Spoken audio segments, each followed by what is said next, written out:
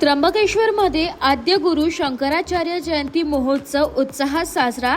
भव्य शोभायात्रा आणि भंडाऱ्याला हजारो भाविकांची उपस्थिती। आद्य गुरु शंकराचार्य जयंती निमित्त त्र्यंबकेश्वर नगरीत भव्य शोभायात्रा आणि भंडाऱ्याचे भव्य आयोजन करण्यात आले। या धार्मिक सोहळ्याची सुरुवात कामेश्वर आश्रम येथून झाली।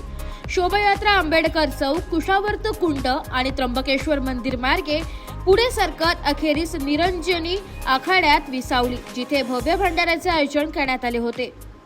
या शोभायात्रेत पारंपरिक वाद्यांच्या गजरात सजवलेले रथ, त्यावर विराजमान संत महंत आणि भाविकांचा उत्स्फूर्त सहभाग पाहायला मिळाला। संपूर्ण त्र्यंबकेश्वर नगरी भक्तिमय वातावरणाने भारावून गेली होती। हजारो भक्तांनी या धार्मिक मिरवणुकीत सहभाग घेतला।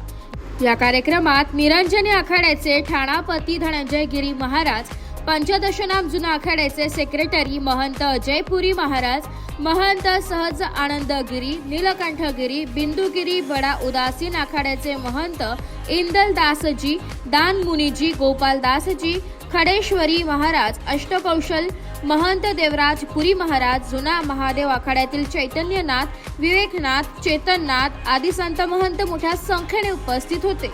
तसेच महंत कामेश्वरानंद सरस्वती, महंत विश्वनाथ, पिनाकेश्वर गिरी, दिव्यानंद गिरी, अन्नपूर्णा आश्रम, दीपेंद्र गिरी, अटल आखाडा, दुर्गानंद ब्रह्मचारी अग्नित आखाडा, लखनगिरी सूर्यनारायण मंदिर, शिवनारायण गिरी, कामेश्वर आश्रम व माजी नगरसेवक रवींद्र गमे, श्याम गंगापुत्र यांनी उपस्थित राहून भक्तांना मार्गदर्शन केले।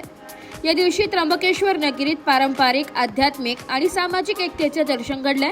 एकूणच संपूर्ण कार्यक्रम अत्यंत भक्तिभावाने, उत्साहात आणि शिस्तबद्ध रीतीने पार पडला। नाशिक लोकशाही न्यूज साठी वैष्णव घोलप, त्र्यंबकेश्वर।